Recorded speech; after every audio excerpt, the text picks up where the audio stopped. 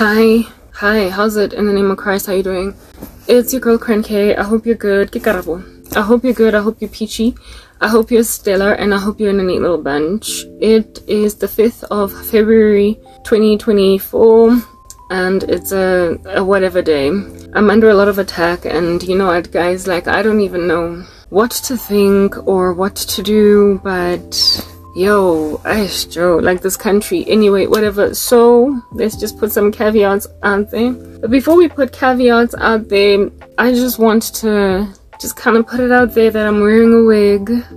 It's clear, but that's because I moisturized my hair last night, and there is treatment underneath here. As you can hear, there's a plastic bag. It's called the greenhouse method, and I'm doing greenhouse right now, really in an attempt to moisturize my hair. Cool, that's out of the way. So hello wig. Alrighty, what else shall we say next? Caveats, let's just put them out there. What are my caveats? My captions, look below. My captions are not always accurate. Sometimes they are irreverent. They use a small g for God, and that's just entirely unacceptable. But it is what it is. I don't have an editor. I don't have anybody helping me along. And so for those reasons, we keep them there. Perhaps one day in the future, Lord willing, that's gonna go down. That's gonna be a thing. Alrighty, what else? I mentioned captions. I very potentially might be wearing application makeup. If I am, you will know, because it's gonna be bouncing up and down all over my face, acting a strange fool. Don't worry, I'm not shape-shifting. It's an app. Okay. Then my new little segment with a pimple growing underneath it, but really whatever, that's just the story of my life. I'm only human after all. I'm only human after all. I'm only human after all. Don't take a shot with me. I'm only human after all. I'm only human after all.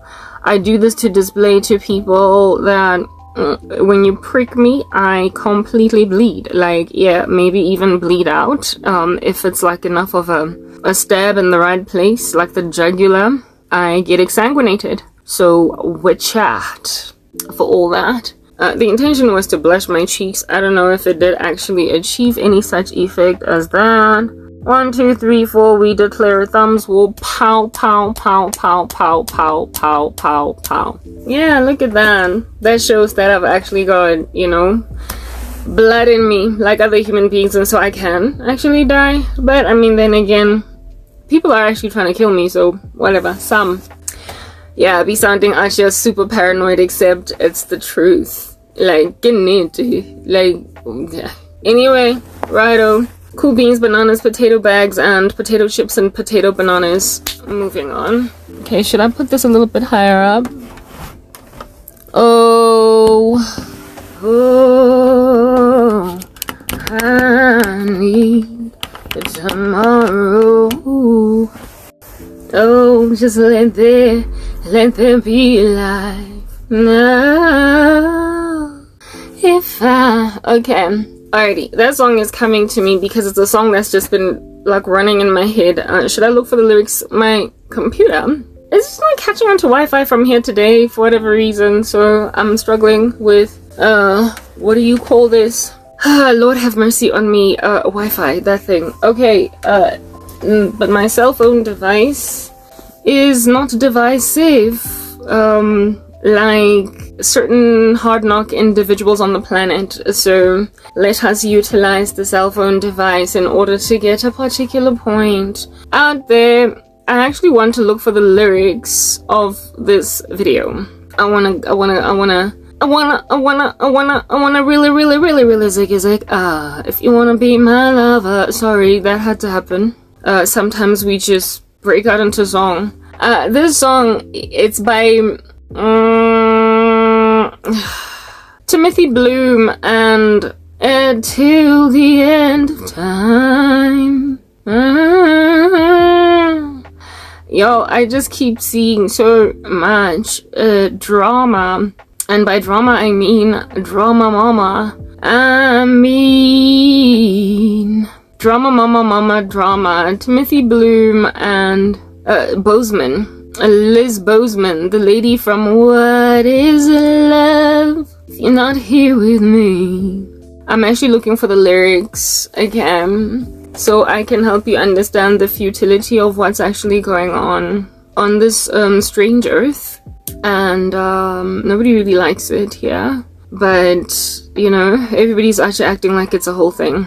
Okay, like I'm mumbling because I struggle not to when I am multitasking. Too much lipstick over there.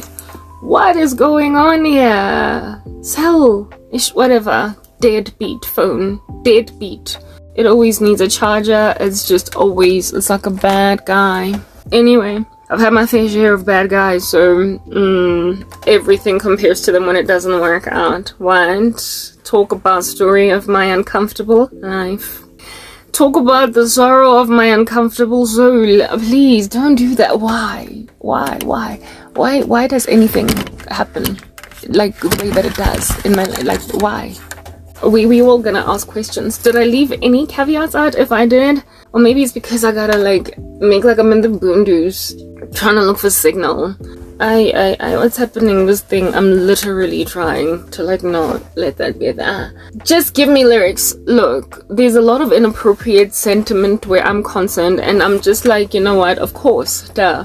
That's what happens when people are out here scavenging a circumstance. And South Africa, this lipstick is all over my grill. Like, I just literally felt gross right there.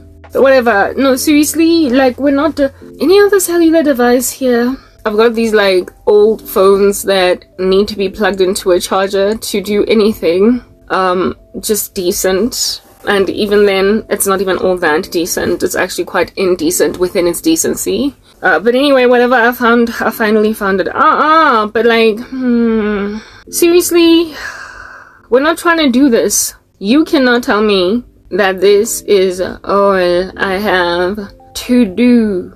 Ooh, as in, I can't read you these lyrics, I can't. Maybe I should, I don't know. I can't read them to you because, like, you know, like, futility, never, yes, futility, but also just perversion, lots of it. This song keeps on going off on a loop over and over again in my head. Look, guys, you know what? It's written in God's word that unless the Lord builds a house, the builders build in vain. Meaning that unless a person aspires in Christ, the aspirational aspire in vain. We can compare that. We can. Because it's just inappropriate. Yes, I had to burp. I don't have decorum. This is a song that's going off on a loop, and I also have been bombarded by quite a lot of tactless dreams, and I'm gonna share them. Story of my life, you know, we've got all this time to basically share stories of our uneasy, uncomfortable, mistreated, beleaguered, and diabolically afflicted lives. But, you know, people don't really care that they're diabolical. I'm just like, as in, if you don't care that you're diabolical, start caring. Because the diabolical burn and stuff in the abyss, it's a thing. But just in case you don't think that's actually a thing, I'm here to tell you some truth.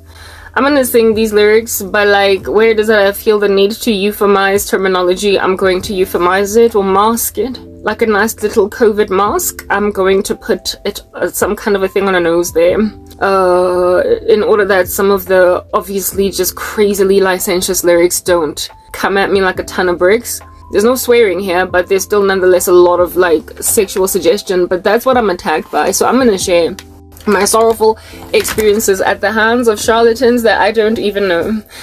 Scavengers, essentially, that's what I'm talking about. Aren't you in these streets? Scavengers, yes, scavengers. We're gonna speak about scavengers. What is a scavenger? It is a type of an animal that eats things that other people have basically killed. Yeah, not people, but other animals in the wilderness go and they kill prey. They're called predators. They eat, and then they are like full or something, and then they leave the carcass in the wilderness. And scavengers eat that. So basically they're too tired, their legs are lethargic to run, to actually catch their own prey. They are substandard, they're lackluster, they don't have any real true hunting game. Essentially they can't catch jack, so they need to be at the bottom of the dregs to catch the scraps that everybody else left on their plate. There is this movie on Netflix called The Platform. It's quite ominous, gruesome, so gruesome. But I would implore you to go and watch it because it speaks about the systems of this world and how it is that, you know, we all are just subjugated to the tyranny of eating scraps from the top, just like Lazarus eating scraps from the rich man. So go check out The Platform. There's no sex, there's no, just some people that are starving, okay? Anyway, whatever. The people at the uppermost level of the platform get the food that is put down, that goes down some kind of an elevator shaft. They eat first, and then what's left, they take bones and they throw them whatever. They're not allowed to keep any food at all. And then it goes down to the next level, and then the people on the next level eat, and then it goes down. So basically, you're really in a very bad, tight spot and a position if you're at the lowest floor. When you're at the lowest floor, you're basically gonna starve to death. There's no food because everybody has eaten everything from up top. There's just bones, nothing but bones, just bones. Okay, yeah. Well, these scavengers are literally like ones who are in that movie, The Platform, at like the lowest floor. They need other people to leave them leftovers, and I am this unfortunate leg of lamb, this chunky chicken that they think is still available at the lowest floors, and I'm like, as in, kitlole bulai. I'm literally gonna kill some people. I'm gonna slaughter you like an animal, because that's what you're acting like. I am going to slice the jugular and you won't know whether you're coming or going. I'm thoroughly going to end up like Cindy Mankele out here neutralizing flabba. Anyway. Let's continue. I'm livid, y'all can tell, but I'm trying to keep it in a nice little neat bunch. I have a God, just in case you were confused, just in case there was some kind of, disquiet within your bones about whether or not I'm accurate. Yeah, do not mistake my eloquence and my articulate nature in being able to bring forward this message that I bring forward as me being all talk and no action, but very, very, very beautifully all talk. In other words, you can speak for days, Karabo, but I mean, really, you're not gonna understand why there are homicidal intentions in my heart. Okay, like as in people gotta be neutralized, they gotta go. It's like self-defense. Y'all gonna understand why I feel this way once I explain to you what I saw in my dreams. I get and then not raise an issue. Do you understand what I'm saying? I'm just not gonna be that disrespected. But before we get to that, let's out here, share what is in here. I haven't been working out, guys. I'm gonna, God willing, return one of these days like Monica. One of these days it's gonna happen. But at present, I'm just kind of going through stuff. Alright, I'm beleaguered. There's like a strange little ominous, funny, weird fight that I am fighting that requires me to just be, kind of focused on one thing. Not really, but whatever. Look, I'm also fasting, so that makes life really rough. But yeah, if whatever. Look, I don't have an excuse. I'll go back to exercise, but before that happens, allow me to just, put these square pegs in round holes out there that I am literally not up for grabs. Those of you who are a round peg, I being a square hole and everything, you're a round peg. So please, just get that. I am not going to be disrespected. I do not care how intense, excruciating, extreme my poverty might be. What needs to be comprehended by every bone in these streets is that up for grabs is not what I am, and to be angry at me because I'm not up for grabs, upset, irritated, perhaps passing me shade and attitude because you anticipate that people like me respond to shade and attitude. Have you been listening to me? Have you? For the past couple of years, I don't know, last time I checked I'm kind of no nonsense, but it appears when you're suffering, no nonsense is allegedly apparently something that people wait idly by outside of your life to observe, if at all it will not cease to be. Okay, well, with that being an anomaly outside my life, I am going to perpetually linger individuals out here in these streets unto Disdom neighborhood, like Disdom, like the neighborhood name be called Disdom. In other words, it's a kingdom of dissing. I'm gonna diss. Y'all, it's written in God's word that the Lord has, thrown us out there in these streets as sheep among wolves. So therefore, we have to be innocent as doves, those shrewd as snakes. So essentially what that means is that we're gonna get disrespected, like quite mightily. And because we're going to get mightily disrespected, the Lord does not expect us to be all namby-pamby 24 hours a day. We are innocent as doves, indeed. We can be meek and lowly, just as Christ was meek and lowly, but when it calls for it, we're gonna be feisty. There's gonna be fangs coming out. People are gonna be biting some heads off, because that's what Christ himself did. I feel as if though individuals keep on forgetting that Jesus Christ is the guy that actually toppled over tables with the money changers. Like, he thoroughly, it's like going into a bar and being upset that everybody is such an alcoholic, and then just kind of going on that bar and throwing down all the alcohol on some. Y'all need to go to AA, for crying out loud. Do you not see that you are everything that is wrong with society? Like, stop drinking. Yeah, Christ did that. He went and told people to go to an Alcoholics Anonymous, because my house is not supposed to be a house of thieves, but you've made it a den full of demons, even though it's supposed to be a house of prayer. Christ did that. He's the one with all that wrath within that told them where to get off and toppled tables of money changers. Last I checked, such activity as that is aggression. It's called aggression. It's called holy wrath. It's called indignation, and we get to have it too, given that we are the disciples of the Lord Jesus Christ. So please do not mistake a saint for just this thing that's going to sit around allowing quacking ducks to quack all over our grill when we are entire swans while everybody's an ugly duckling. You don't get to just like cast lots for us, and the first come first served. You don't get to call dibs. Oh goodness, like Lord have mercy. Like first cut dibs. We are out here getting men calling dibs on us, black men. You know what, I really do apologize. The way that you treat your women, that's like it, man. You deserve to lose every last one. Like, I kid you not, every last baddest chick in the game, the biggest gong of chicks in your community. China, let them go and get married to everybody else, because you thoroughly do not deserve us. You literally do not deserve us. You go out here in these streets and you consider us to be ones that are up for grabs, and thoroughly ones over whom you can feasibly call dibs. Yeah, men out here calling dibs on some pretty viable ladies in these streets, and I'm like, Yasin, I'm sorry. If at all you have succeeded to call dibs on some females before, this is the last one that you will ever try on. Do you understand? Very last one. Absolutely last one. I feel as if though if you're going to be a child suffering from a fixation to Freud's childhood stage of development called the phallic phase, and so you've got castration anxiety, see a shrink instead of try to exhaust that particular castration anxiety in the heart and life of a woman. That is done. That is just finished. Like, she is absolutely concluded. Like, she has been done for a minute. This chick is concluded. As in finito. As in fine. As in we're done. Like, no, it's not happening anymore. Yeah.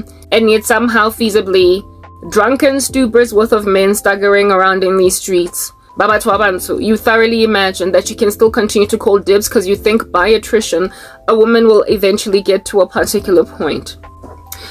Christ did topple over the tables of the money changers because he was like stern and firm and all that, which makes Jesus Jesus. He's a combo of sweet, lowly, meek, and loving and just very gentle, but he also can crack a whip, meaning that his disciples also can crack some whips. We don't just take rubbish lying down. I was watching this one short on YouTube of this one flight attendant from is it India? Yeah, an Indian flight attendant lady, right?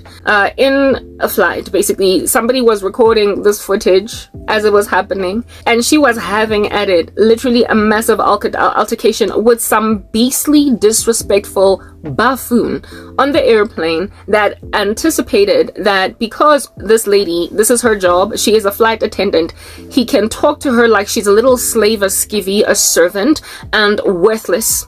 Do you understand? Yeah.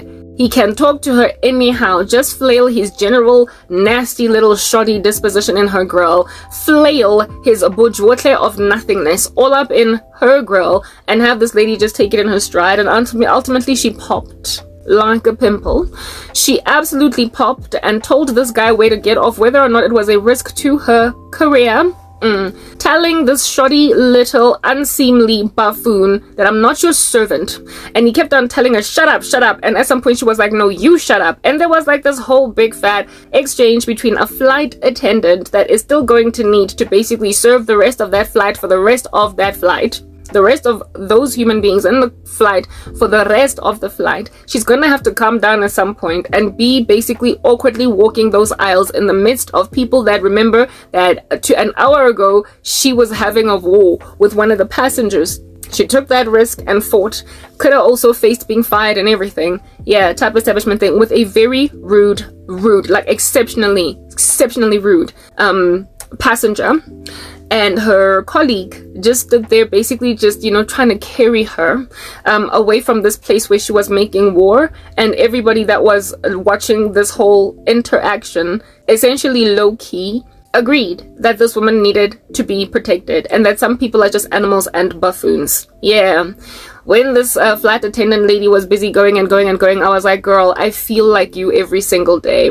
Just because you're out here tending to some very entitled passengers and you've got a lowly job, like it doesn't pay much, it's an unthanked profession, it is a thankless job, and a lot of people just imagine you are this cute little pretty thing that is there to deliver some chicken or beef, maybe even some tiny little alcoholic beverages to a bunch of people that largely treat you okay, but every so often there is the jerk in the ecosystem. This jerk then makes a decision to treat you like you're a servant, a skivvy, and nothing, and also with great verbal abuse makes your life a living nightmare. And because you're on the job, they just expect you to be like, yes sir, while he tells you, shut up, you're nothing, you're stupid, you're dumb, you're a servant, pick up after me. Basically, even if I were to vomit on your shoes deliberately by poking inside my own mouth and releasing all of the content of my stomach, you're gonna wipe it because this is your job and you're here to do it.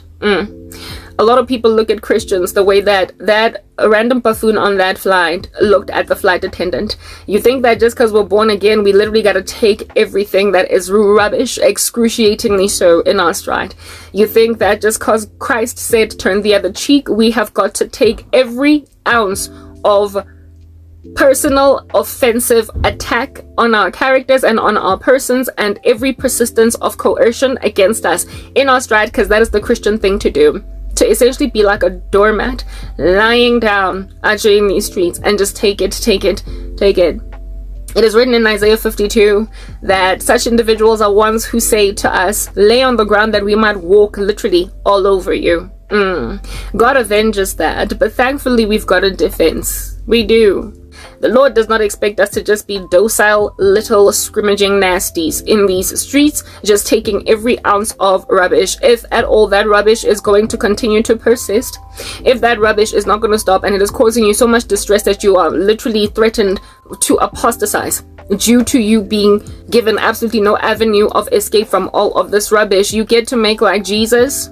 You get to remember, according to Ecclesiastes, that there is a time for war and a time for peace.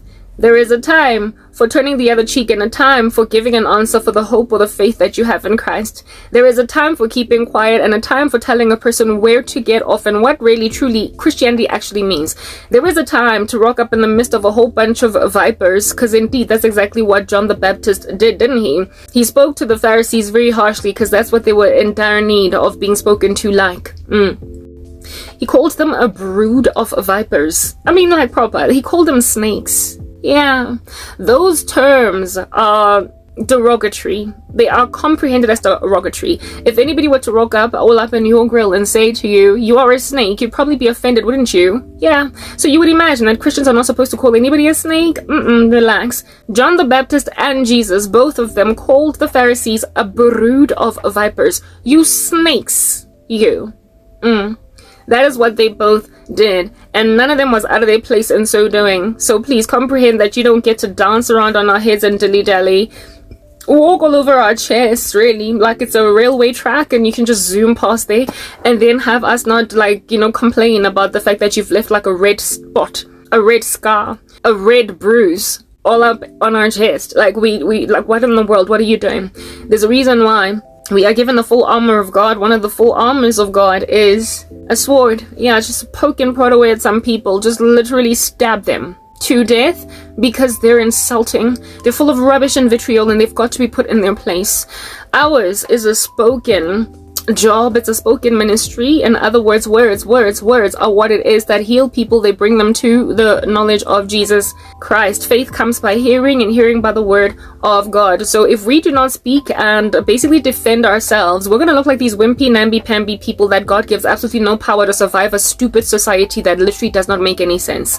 Yeah, if we don't stand for ourselves with all that impotence and oomph, ain't nobody out there gonna choose Jesus, because then that means I gotta just sit around being a doormat with random namby-pamby randos out here pouring milk on my head because they think that that's just what a Christian must do every single time somebody bullies them. We get to fight back. It's the reason why we even pick up swords anyway. It's the only reason why we even take up arms anyway. We go to war because when people declare it on us, it is not expected of us to just sit idly by, hoping to get chopped up into a million pieces because, to live is Christ, but to die is gain. We don't just sit there in the midst of a sword, we fight back. But please, you need to understand how Christianity works.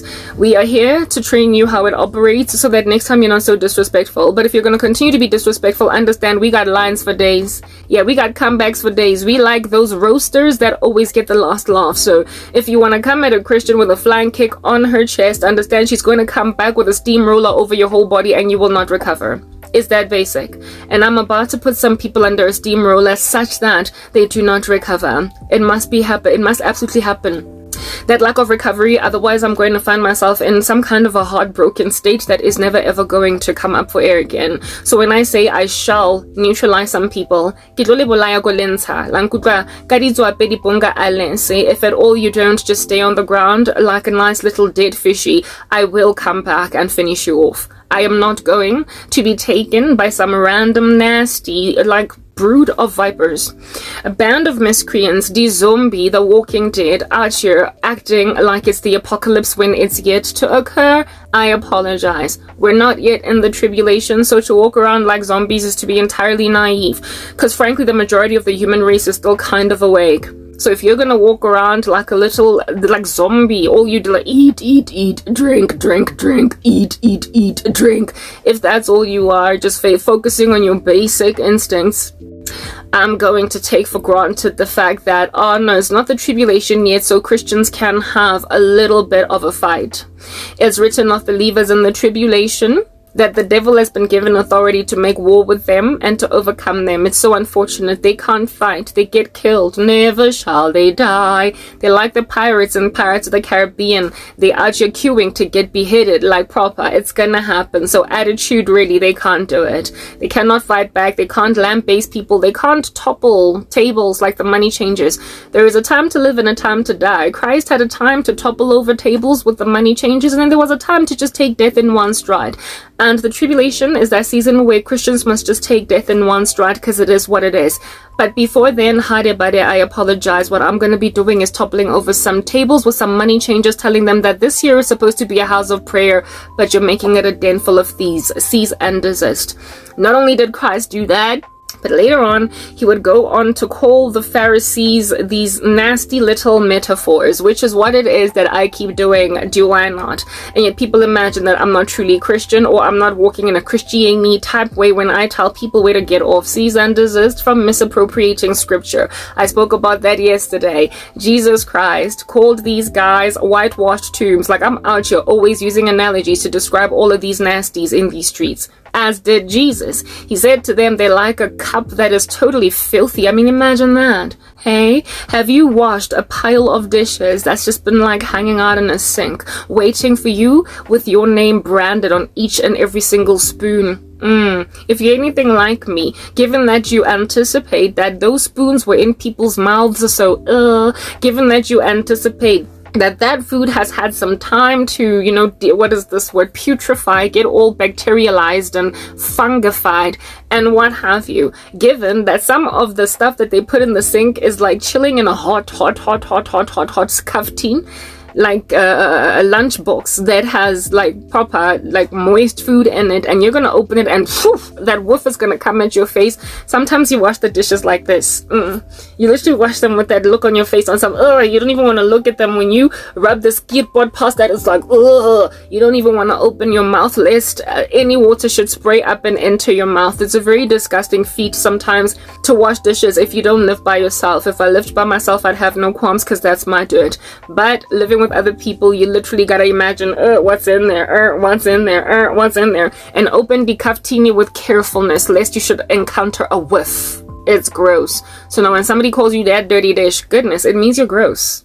And Christ Aja compared people to them dirty dishes, compared them to the kaftini that have not been washed in days, sitting in a child's school bag for 5 days before it gets out, and you gotta open it and it stank. And you gotta wash it. I mean, you're gonna wash it. You're totally gonna wash it. But before you do wash it, what do? You basically tell your kid, you know what, little child, here and last the deal.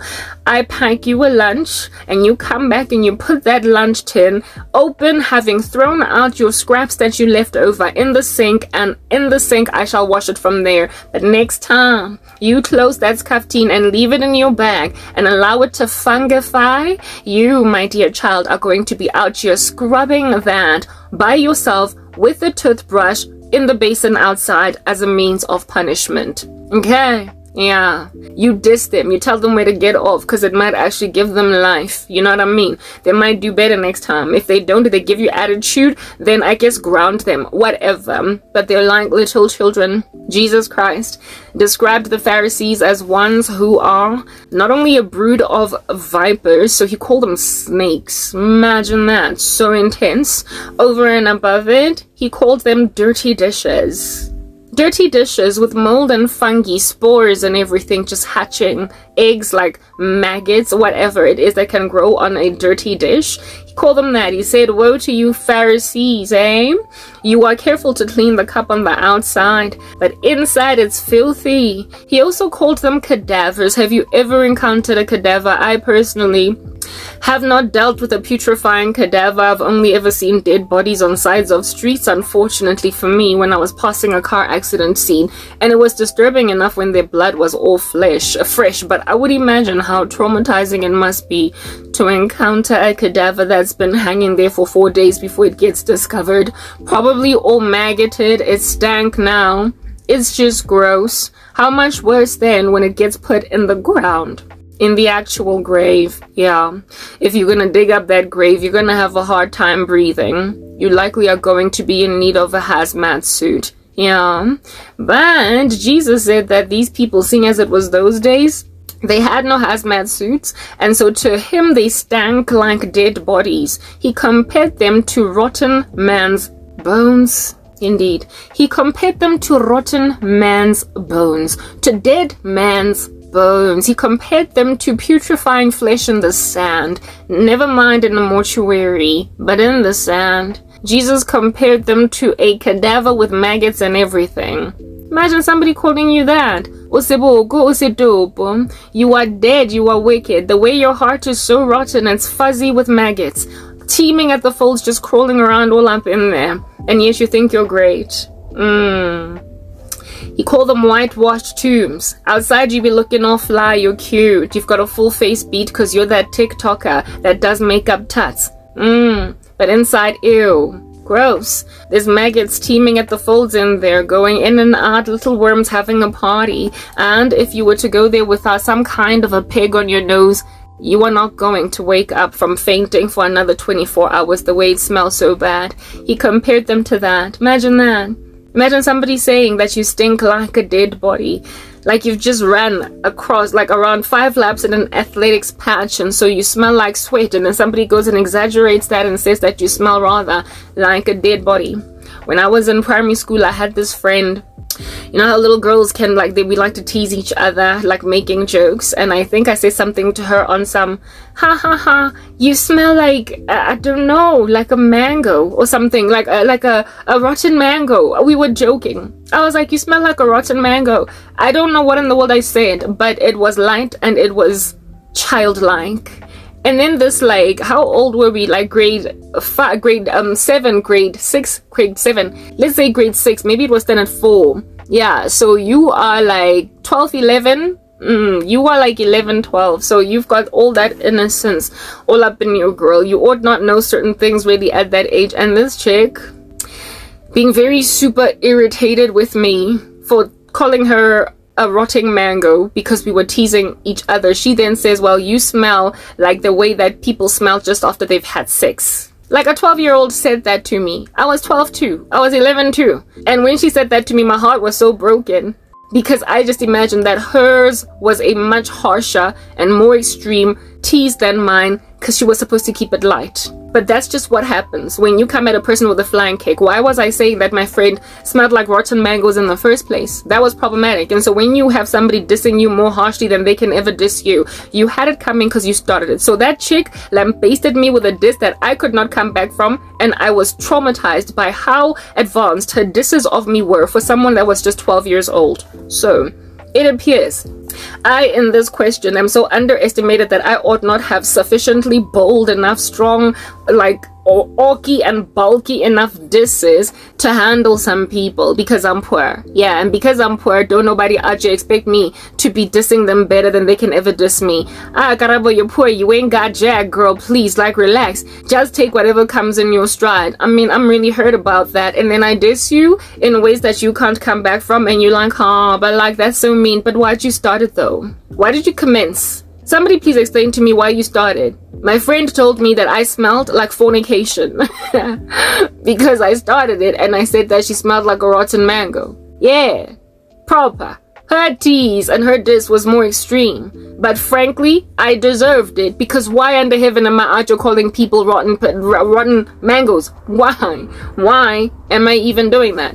So herein lies the deal. You underestimate me because I'm poor, I have nothing, I don't have family, I'm struggling, life sucks, my YouTube channel is shadow bad, and then you tease me with things that break my heart, and then when I come back with a flying kick, boot print landing like right there, causing some kind of a demarcation on your face from left to right because you are practically unrecognizable on the side where the boot print is at. When I rock up with that kind of, like, you know, counter attack, you then have the brazen audacity to like cry, I'm sorry. When your crocodile tears, you deserve them. Get got dry up like the Kalahari. Let your tears go dry on your eyes because at this point, you brought them onto yourself. Like strengthen up, really toughen up. You wanna join a roast competition without having lines for days. On that day, you've put your own life in danger, have you not? Now that's put yourself on the front lines of battle, so stop being such a namby-pamby baby crying all over the show. You're guilty? I don't care. Why did you diss me in the first place? Because your guilt is not even producing repentance. I'm not doing this.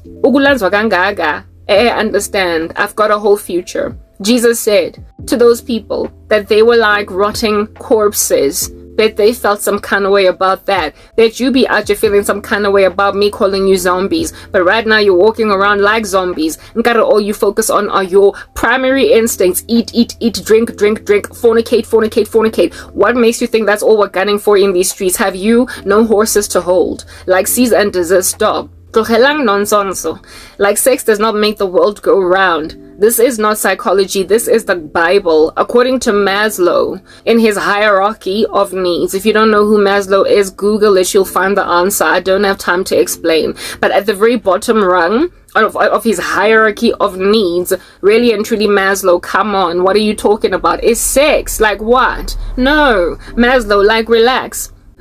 Let me give a brief description of what those hierarchy of needs are. Basically, Maslow says that in order for you to graduate from one psychological state to another, all throughout your life until you ultimately reach the best thing you can ever be, otherwise known as self-actualization, you first have got to have certain of your needs met at the very bottom. And then only the next rung. And the bottom rung has basic things like food. Yeah, I mean, duh, you do need food, like at a very basic minimal level. I agree. Like water, like shelter, like housing. Yeah, of course. But then how in the world did you go and put sex in there? Goodness, he must have been a pervert. That's all that I can conclude. Like, you thoroughly can do without sex. If at all you don't have sex, you will live. I promise you it's a thing. I haven't done it for 12 years, and look at me having pink in my cheeks when I pinch them. But Maslow puts sex at the very bottom. The next rung is something like, so first your basic needs are like food, right? And the second one is like security, you know, things like knowing that you've got, like, what is this? Tomorrow is guaranteed. Like, your house, you are sheltered, you have got a society around you that regards you, blah blah whatever. The third one is like family affiliations with human beings. You aspire towards that, growing families, growing whatnot, growing legacies. And then the fourth one, I forget what it is. A career. Yes, the next one is career or purpose, like what it is that you do in this world. That then is the thing that you aspire towards once the first three rungs are fulfilled. And then very few people, apparently like just 1% of the population, ever reach the pinnacle of that hierarchy of needs, and the pinnacle of which is called self-actualization. In other words, now you know who you is, now you know who you be. And so because you know who you are, and you are not a shifting shadow, in that regard, really, can't nobody tell you what to do. You're like Hammer, can't touch this. Yeah, he says that very few people reach Hammer level. And that hierarchy of needs, I don't entirely disagree with it, but I do disagree with certain portions of it, especially the part where he says that sex is at the very bottom of the rung. It is precisely because of mindsets like Maslow's that the world thinks that we just need to go cloth-offing all over the show in order to feel satisfied in some kind of way. It is a lack of self-control over the very desire that is sex that has caused this world to fall apart. If anything, entire industries are run on the notion that sex sells, when it has rather been proven true that there are people who don't even shed a single item of clothing that have made a whole bunch of success for themselves in the entertainment industry. Look at Adele. So why in the world does Beyonce have to strip down also so much? Why does she have to sexualize her life so much in order to make money when Adele did not have to do a single thing? And every so often when Adele releases a new album, on the day that she was released a single, Beyonce, Rihanna, all these very super sexualized women do not dare release an album on the same day because Adele is that prolific. Adele did not shed any clothing, did not use any sex in order to proliferate her career, even in the slightest, and yet she's sometimes bigger than both all those artists that keep on dropping down their panties. So it's a lie from the pit of hell to say that sex sells, but it has been proliferated from as early as the fathers of psychology like Maslow, who literally has told everybody, unless you keep on cloth-clothing all over the show, you're not going to live to see another day proper. He said sex is more paramount in light of human beings needing it than, listen to this, a house to live in. For real, than your security guard at the gate. For real, like the ADT security guards that are up and down patrolling these streets where it is that you live in your neighborhood. For real, the boom gates at your like complex beginning gate, yeah, type thing. Yeah, you gotta first have sex before you need those boom gates. I'm sorry, I just feel as if though on the day when I've got a lock on the door, maybe I might just maybe on that day I might consider having sex. But trust me, I'm not trying to have sex before that door is locked. It's that basic. But according to Maslow, those are discombobulated. They're confided upside down. You need sex and then only security. Oh really, Maslow? For real? Is that what was said? Because security and stuff like that is in the second rung only, while sex is literally right there down below.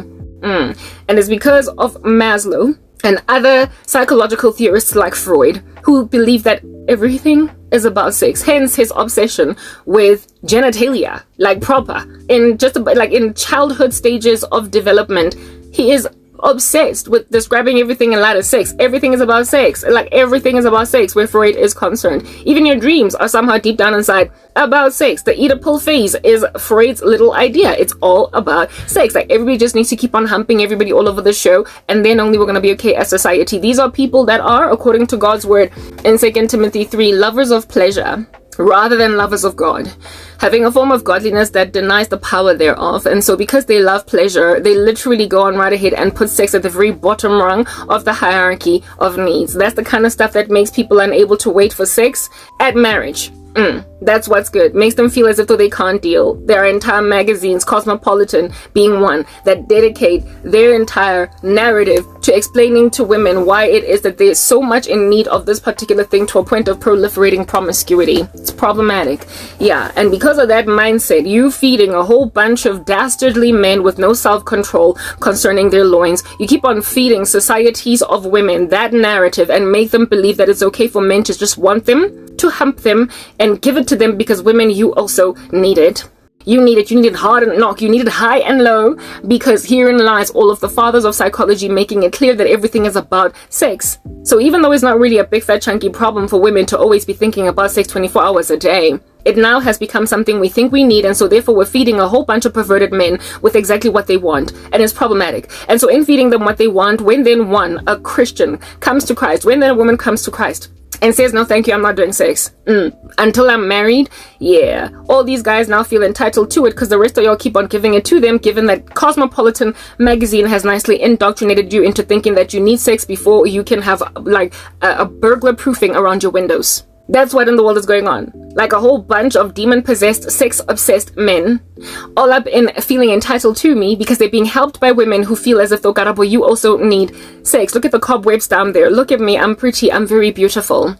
I've been kept in a neat little bunch for a whole decade. Yeah. Suffering like no man's business. Have not had sex in 12 whole years. And yet look at me be so lovely. That's what's good. Top of that, I don't miss it every single day to a point of feeling like I gotta go and make like ooh, there goes my shirt up over my head, oh my, I don't gotta go and make myself like that funny little musician doing all different kinds of things to myself because I have not seen a man in a minute. Because bottom line is that sex is not the primary need that we have at the very bottom. If anything, it falls within that third rung of family, where it is that once you have established yourself in some kind of security, and now you are looking for a partner, affiliation out of marriage, then only sex comes in that third rung. Then it becomes a need inside a marriage. So it should be moved from down below to up tops in the third layer. But according to Maslow, it's right there at the bottom. And that's the kind of thing that makes people crazy.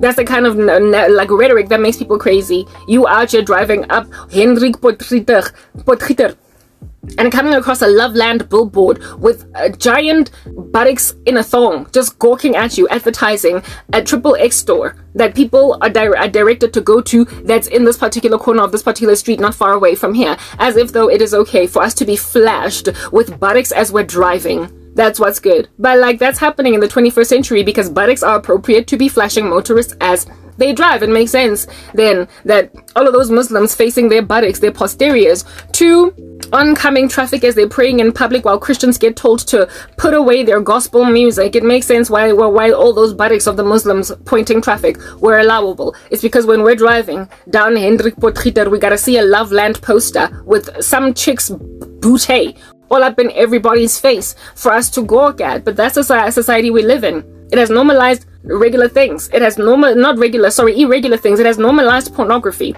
It has absolutely normalized pornography. I don't even know why Elon Musk is not fixing that particular issue on Twitter, given that he appears to be aligned with a lot of conservative principles. But really, nobody trusts Elon Musk if you're a Christian. Yeah, but like on Twitter, people are able to do entire full frontals. And they're not considered porn insofar as people's legs are not spread apart. Insofar as your legs are kept in a neat little bunch, you can totally take a photo of yourself with a full frontal. I believe that's also a thing on Instagram. A full frontal where everybody sees your breast, everybody sees your lady parts. Yeah, insofar as you're not spreading them wide, you're not doing pornography, it's art.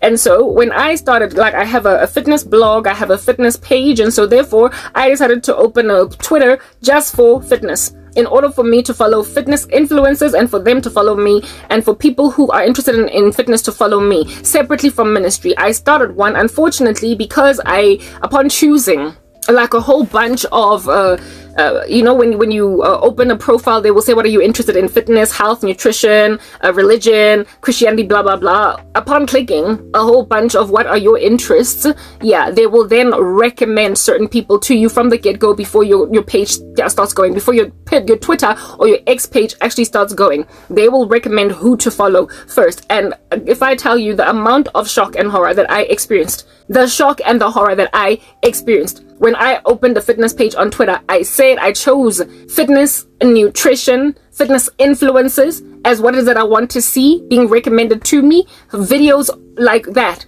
tweets like that. Please recommend that to me. I made that choice, and I am out here seeing all of these orky, bulky, thick, chunky men on Twitter taking photos of themselves in front of their bathroom mirrors, wearing these tight pants that literally draw their manhood in a way that you can clearly see. Like, it's literally pornography. You see the whole thing, like right there, underneath some silhouetted pants, because he's trying to turn women on, and he's not wearing a shirt, and he's showing all of these muscles all ripped and everything. And I was like, but this is porn. This is porn. I'm not trying to click on on my Twitter page and literally see a photo of some guy's manhood gawking at me, and before I can even press don't recommend again, I've already seen it. Like, I can't unsee it. I don't recommend again, I've already seen it. So I walked away from my fitness side of Twitter because I'm not trying to deal with that level of shock all up in my grill. I don't even go in there anymore. I only go on the side of Twitter where it is that it's Christian content, and even though not so much even to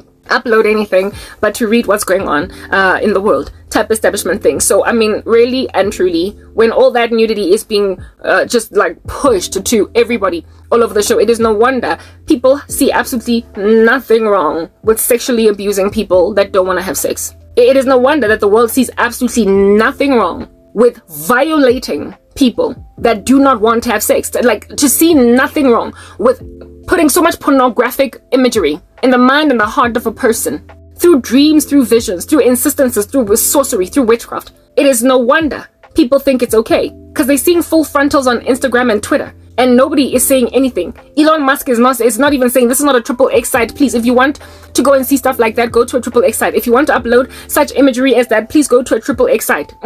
They're just letting it go, because these days nudity is not what it used to be. So therefore, sexual demands are no longer considered sexual harassment. Like, I'm sorry, ew, that's all that this is. Understand that it is responsible of me to be shrewd like a snake in dealing with that, because there is no time at this point to be innocent as a dove. A shrewdness is all that is required. At this point, you are a brood of vipers. At this point, you are whitewashed tombs with rotten man's bones on the inside. Yes, stank. You're as kaftini that out here has been stuffy with meatballs for a week, and I have to open it and wash it. You stink. Nyanuga. Do you understand? And the fact that you think sex is lowermost in a rung in Maslow's hierarchy of needs, to me too, the way that it is to you, is utterly problematic. I am a Christian. I don't know how many times I can put that out there. And the Holy Spirit, when he moves into a person's life, actually purifies the way they think. So I don't just page through Cosmopolitan magazine and get indoctrinated. That's what you do. Therefore, do not rock up with your flagrant heresies that misappropriate God's word, that are thoroughly like pornographic, all up in my grill, and think I'm not going to come back and vomit some hard knock disses, wield a sword that I am thoroughly prepared to just run through, almost like a knife through butter, but like right past your neck, to cause you to have that funny little ugly head of yours rolling down a steep hill, like Jack and Jill falling down with a pail of water and everything, given that it's both men and women that are doing this. I will massacre you. I will literally butcher you, and it will be an overkill given that Onkadil. You started first. Like me starting with my friend telling her that she's a rotten mango, then she tells me that I smell like sex. Yeah, I'm about to tell you where to get off, like in the worst way. You don't get to sexually abuse a woman that wants nothing to do with you, and then anticipate that you're going to be okay tomorrow. I've been flashed by men and women alike. Flashed.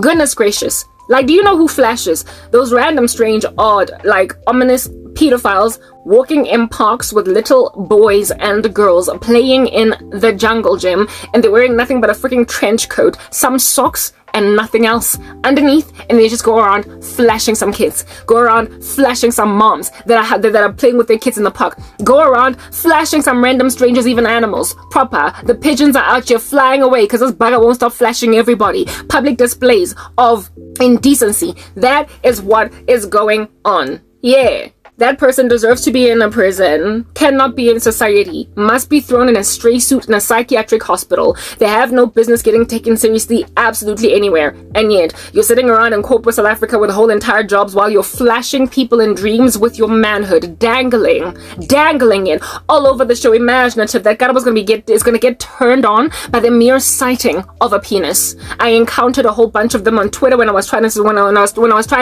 start my fitness page, and I ended up leaving Twitter altogether because I literally cannot stand being flashed by penises when I'm not even trying to click on a XXX site. I was trying to see some tweets, and these buggers done flashed me with their manhood, and I left X for those reasons. At the time, it was still just Twitter. That's what's good. And then you think that you're gonna do that all up in my grill in a dream and I'm going to suddenly salivate after it? I don't even know what woman responds appropriately to seeing so much nudity. Like, I mean, obviously these guys keep on taking photos of their manhood in front of mirrors, all erect and everything, bulging underneath some pretty skinny leggings or tights or pants or whatever. Obviously there must be women that like that, because if they were not getting some huge followership for showing their manhood to everybody, they would not be putting it online in the first place. All I could wonder is, do you have a 9 to 5? Do you go to school? Perhaps you're in college, university. That's what's good. At some point, you're gonna have a job, you idiot. At some point, you're going to graduate with that business degree and start to get a job in corporate America, corporate South Africa, corporate whatever, and your bosses are going to have access to your manhood on Twitter. Like, you're irresponsible, but then again, these days, being an influencer is some people's only aspiration. So I guess if all you're gonna be is an influencer, it's alright that your whole penis is like literally gawking at everybody from, no, not a XXX site, but Twitter. If I could walk away from Twitter because of all that rubbish, what makes you think me being flashed with manhood in a dream is going to be the tantamount of the equivalent of me just paging through Playboy magazine?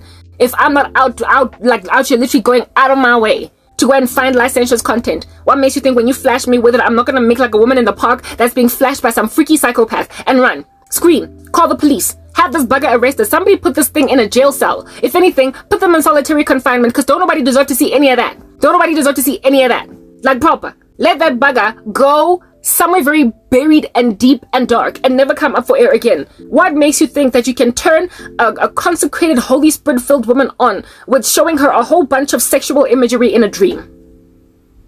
Yo, we feel accosted sexually. That's all that this is. It just feels, it's literally giving rape. That's all that it's giving. It's giving sexual abuse. It's giving hard knock, intense abuse. And last time I checked, ain't no abuser out here feeling happy that their abuser is doing what they're doing. Just because we live in a pornographic society that is happy to page through some pretty licentious content does not mean that everybody in it is okay to do that. There are people who feel genuinely disgusted with porn. Believe it or not. Like, believe it or not. They actually exist.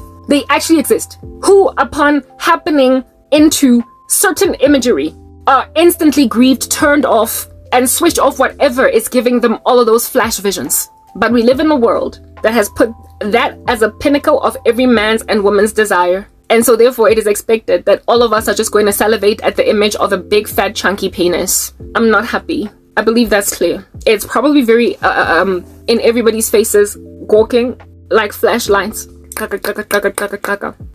But whether or not I'm happy, it appears is irrelevant, because force and coercion is a 21st century drug, isn't it?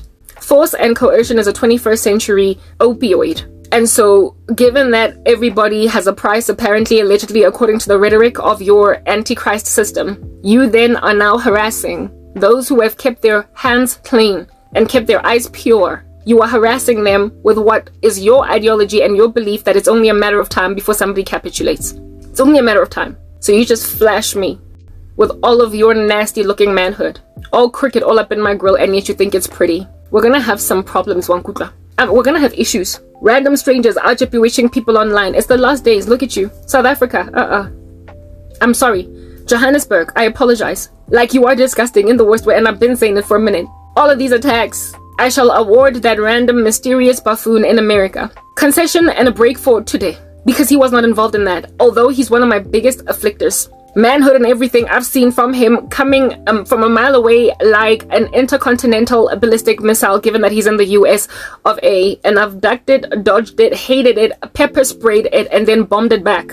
But this time around it wasn't him. It was a whole bunch of South African men and women, and I'm just like, as in, you're disgusting. Just because your father Freud and your father Maslow thinks that sex is the be-all and end-all of everything we need. just because you drive up and down Hendrik Potgieter, just because you drive up and down Beyers Nadia, just because you drive up and down William Nicol, seeing all different kinds of sexual imagery in a society that has normalized all that pornography, does not mean that wonke muntu has a sexy price that they will pay. Does not mean that everybody is content with seeing sex even on Netflix. It does not mean that everybody is content with hearing people groaning and moaning as you're washing dishes. My family are not saved. They don't have the Holy Spirit. And so they're not grieved by certain imagery or even hearing certain sounds. And sometimes when I'm in the kitchen and somebody's watching television in the house loud enough, I can hear them watching a sex scene. I can hear it. I can hear it.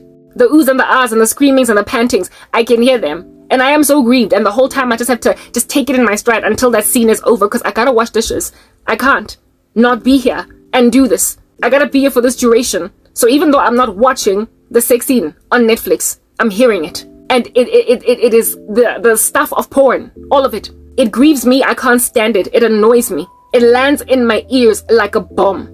Just like hearing profanity constantly just being thrown around in a show on Netflix. They can easily watch stuff like that. Every 2 seconds is the F word, the S word, the whatnot, the da-da-da. And on top of that, every half an hour, you be out, you're hearing people having sex. You can hear they're having sex. And these people are just watching. They're just watching. Like, this is the world that we are living in. It is so filthy. It's not even funny. It's not even funny. And so because your households have got zombies like those all across your countries, all across South Africa,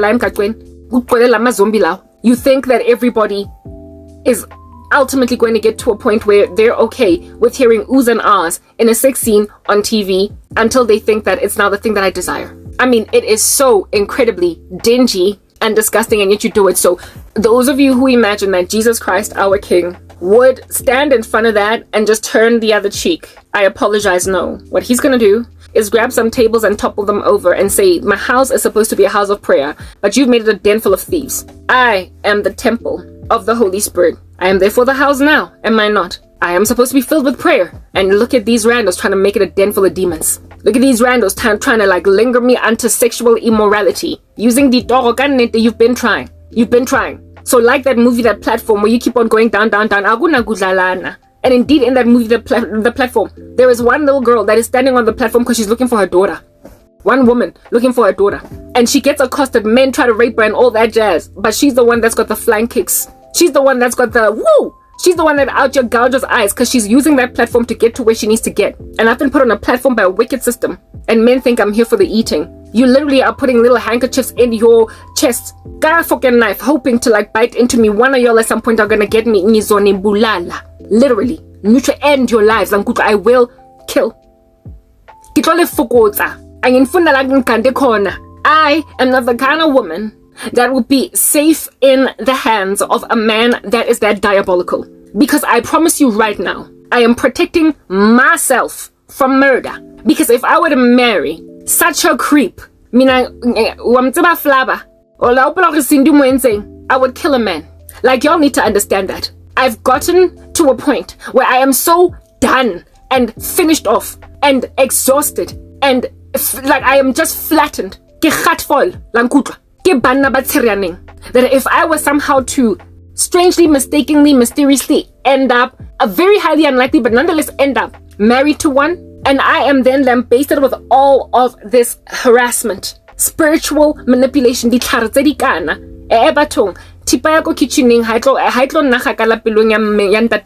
y'all need to understand. I am literally saving, protecting all of y'all's lives that try to come into my life. I'm trying to save you from me because I cannot marry a man that hates God that much. I cannot marry a man after everything I've gone through and all the stuff has happened in my heart. I cannot marry a man that not only hates God that much, but is busy with witchcraft all up in my grill, speaking Christianese, manifesting some demons all up in my grill. I cannot be with exactly what it is that I've been spending 10 years running away from. So those of y'all who think you can successfully bring me into your houses, you're literally bringing your murderess into the house. You are bringing umfazi that's going to drive a knife into your heart and then go on right ahead and sing cell block tango. He had it coming. He had it coming. He only had himself to blame. I didn't do it. But if I didn't, would you say that it was a crime? It was a murder, but not a crime. That's what would happen. You would be pop, one kutra. Or is it 6? Pop. The one watch hepisi. Ka. Keep on chewing bubblegum over and over and over again. Women be telling you, please stop chewing that bubblegum, it's irritating you. And then you don't. While I'm in pop, you run into my knife. You run into my knife 10 times. You will end up pop, 6, Cicero, Lipschitz, whoever it is that ends up dead because they literally took a woman and put her at the end of herself. You literally grabbed a woman and took her to the end of herself. Mantotandini, with your korobela black men, with all of this witchcraft all over the show. You treat your women like trash. You're full of reverse psychology. You keep on dumping them into cesspools of darkness, mirroring them from all around, therefore trapping them in lives with you. And then on top of that, after you trap a woman in a life with you, you then don't treat her well on top of that. You're abusive, you're passive aggressive, you hate her prosperity, you are just incredibly insufferable. And then you cheat and then you bring a disease home. I'm sorry, somebody's gonna die. You provoke women, you drive them to the end of themselves. So when I am saying, this here is an olive branch to you, black men, with all of your korobela. It's an olive branch to leave me alone, whether you find me attractive, whether you think I'm viable, feasible, whether you think I'm your size, whether you think, come on, I have nothing else coming for me. Understand, you are better off with me, just waiting on whatever it is that I am waiting on God for. And you being the thing, yale, good, long ago, that's been walked away from. Let it go, brother. If at all you want to see the next day, the next day, the next year, the next month, if you want to live, if you don't want to be that wimpy, namby-pamby, rando bugger, do you understand, that got killed by some chick, you will leave me alone. I cannot sit here and say that I've got sufficient self-control within me to prevent myself from killing a man that would be that dastardly all up in my grill. I was once upon a time soft, but I've been calloused, do you understand? I've been ravaged and ransacked for years by disgusting, filthy, worthless men. And so there has been something inside me that has ramped up. It was first green, then it became amber, and now it's on blood red. And given that I'm at blood red, there is no leg room for me to take a lot of rubbish from a man I would kill. I have said this before in my videos. I am thoroughly aware that I am too angry to not commit murder where a wicked man is concerned. I do not have it in me left. There is nothing left. There is literally nothing in me left. So I have got to marry, if at all I'm getting married, a godly man that's not going to poke and prod away at me and conjure up the same stuff that I've been crying about for years. You keep on trying all these tricks up your sleeves. You are fetching them from all different angles, attempting to slither into the life of an innocent woman. A lot of y'all are even married, and you want to leave your wives for me, or even worse, make me a mistress. There's going to be a knife in somebody's heart, and I would literally not even bat an eyelid. I will go to prison, spend the rest of my life there, and just wait to die and go to heaven after apologizing to God for killing you. So if you men don't want to die, leave exhausted women alone. Leave them, because you are driving them to murder. It's that basic. All I could think when I saw all that licentious content in my dreams was let them die. I instantly felt a very strong volition within for your deaths. That was the first price for me. Why don't they just drop dead? That's all I could think. That's all I could think. Janong, if that's how I feel, before one even comes into my life, another why what is so much danger? Why are you lingering in so much danger against your own lives? Hell hath no fury like a woman scorned. I'm a Christian, and so because I'm a Christian, I'm trying to prevent myself from sinning against God. I'm trying to prevent myself from committing a heinous crime that's going to take from the glory of God on the earth. I am trying with every bone in my body to make sure that I don't get disqualified at the end of my uncomfortable life. I don't want to get people looking at me on some if I end up married to one of these fools that are trying so hard to get me, that's if he doesn't kill me first. All I'm saying is that it's going to be such a cantankerous household that ain't nobody out here going to get into the sunset 4 or 5 years. It's not going to result in divorce. If I end up married to a man like that, it will not result in divorce. It will result in somebody going to the grave while another goes to prison. It will either be me in the grave or him, but nobody is going to get out of that net divorce. Like co-parenting. There's not going to be custody battles in court. There's going to be some orphaned kids, because either mom or dad is in jail because they killed either mom or dad. If he gets to me first, then I guess I'm the one going to the ground. But I literally have got it in me to send that bugger first to prison, subjugating children to the tyranny of orphanhood. I'm not about to put myself in that position voluntarily. That's what needs to be comprehended. So ukudelelwa kangaka hade by the way le mathata mona. Now that I have said what I've spoken, you can understand why under heaven it is that the song, V. Bozeman, Let Timothy Bloom, is important, because it keeps on getting rung in my head over and over again by people who think that sex is at the very bottom of Maslow's hierarchy of needs. They thoroughly think that everybody needs it so much that they will entirely ignore everything else that's important in this world just to get some. Y'all need to understand, to be that harassed sexually, with like proper nyotumpa umuntu, and if agafuni ukutumpeka uzobhoda, period. Let's move to the next part. This song and these dreams in those parts. That's if you're still lingering on me, Limamits.